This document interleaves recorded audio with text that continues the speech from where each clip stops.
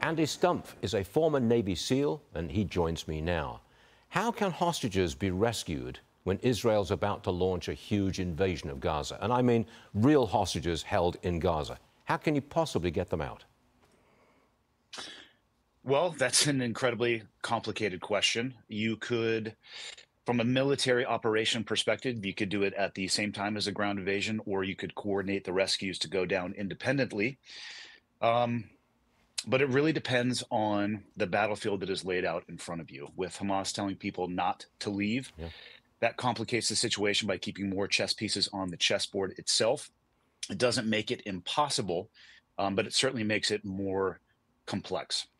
If Israel is going to eradicate Hamas, crush it, destroy it, it will level much of Gaza, I presume, which means, I hate to put it like this, but there's not that much hope of rescuing those people who are being held hostage now. I hate to put it in those terms.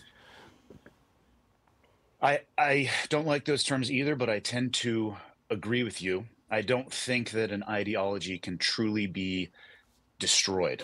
If Israel is going to achieve the military goals that they have stated and clear the entire area, I think the difficult decision that the battle space commanders are going to have to make is how much are they going to tolerate when it comes to the loss of life from either civilians or the hostages. Because from a tactical perspective, keeping hostages on the battlefield, keeping civilians on the battlefield, it actually makes sense. But I would hope that those people being told not to leave realize that those telling them not to leave don't actually care about them. They care about their own ideology more than they do the life of the people they're telling to stay.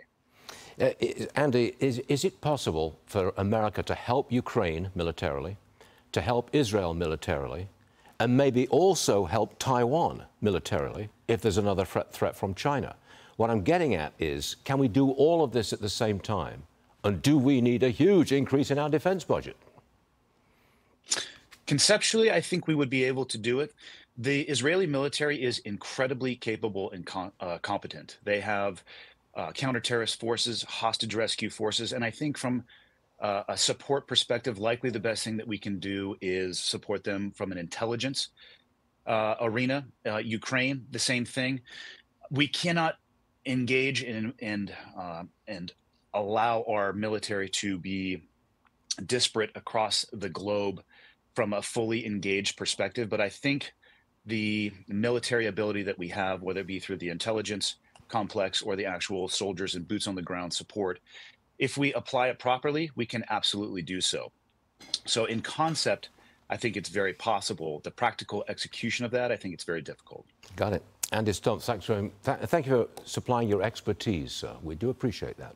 Come back and see us again. Yep, thanks for having me. You got it.